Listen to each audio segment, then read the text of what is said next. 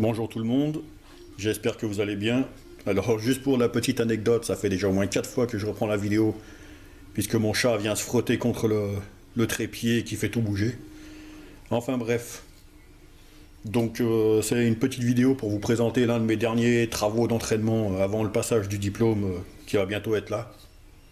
Alors c'est juste pour vous montrer ce que j'ai fait parce que je dis pas que c'est ce qu'il faut faire. Mais ça fait suite en tout cas à la précédente vidéo sur le traçage du chapeau de gendarme au fil électrique. Donc j'ai réutilisé exactement la même méthode pour pas me prendre la tête.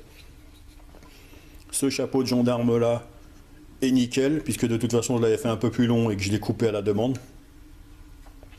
Donc il y a bien les 10 mm de jeu entre les deux et il est bien axé. Celui-là,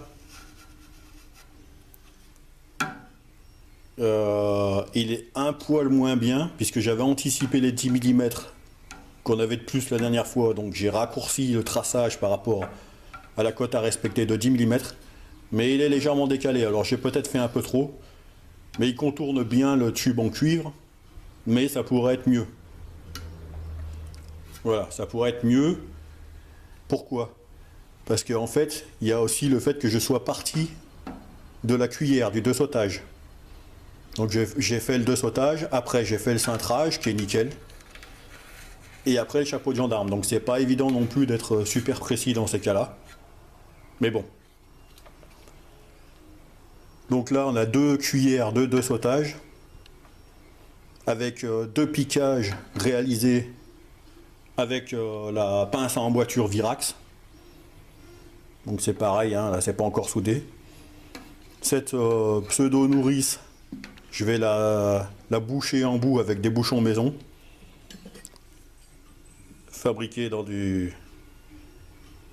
dans un plat en cuivre. C'est du tube que j'ai préalablement coupé et aplati au maillet. Là, on a un coup d'épousement qui est correct, mais qui reste moyen, et je sais pas le jour de l'examen si ça va passer. C'est-à-dire que là, j'ai bien mes 60 mm d'anthrax.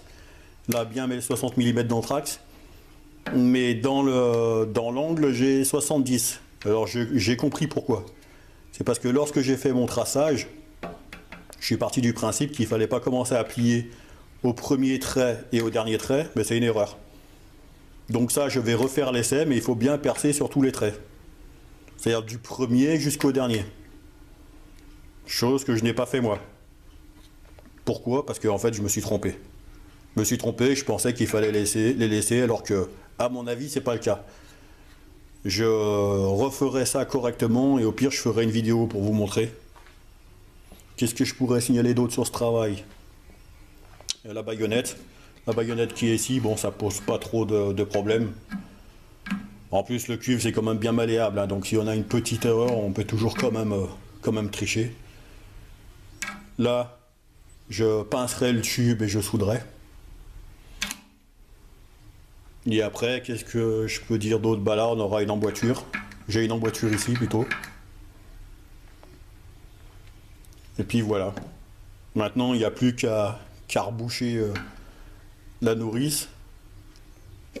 À tout souder. Bon, celle-là, je vais la souder avec une brasure forte et tout le reste, je ferai avec une brasure tendre. Faire l'étanchéité au téflon et puis tester sous pression. Bah, je ferai une vidéo là-dessus d'ailleurs, puisque j'ai une pompe d'épreuve. Donc ça peut toujours être intéressant de voir s'il y aura une fuite ou pas. Là, j'ai mes raccords avec collet battu, ici. C'est pareil, la dernière fois, j'avais mal fait le collet battu, donc j'ai eu une fuite. J'ai dû le reprendre. Bon, c'est le métier qui rentre, comme on dit. Colle de cygne là aussi. Voilà pour la présentation de cette maquette. Eh bien, je reviens avec une prochaine vidéo pour la mise en pression.